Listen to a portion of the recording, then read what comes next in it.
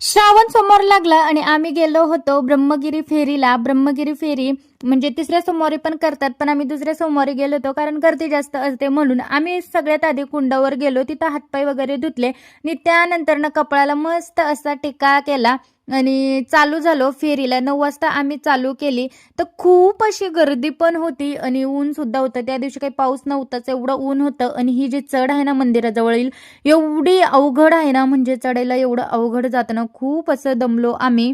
एवढं चालून आल्यानंतर ना मग चढतीला मस्त असं थोडं बसून घेतलं होतं कारण खूप चढ होती, ऊन पण होतं आणि थोडं अवघडच गेलं चढायला. बाकी काय नाही, मस्त वरती आलो आणि गर्दी बघू शकता तुम्ही मंदिरात किती गर्दी होती. तरी पण तसंच आम्ही दर्शन घेतलं, थोडंफार का होईना दर्शन वगैरे घेतलं आणि खाली उतरायला सुरुवात केली. उतरताना काही एवढं वाटलं नाही, तरी पण मग पाय असे थरथर कापतात आपले उतर जास्त असल्यामुळं. आणि किती सुंदर असं वातावरण होतं बघा.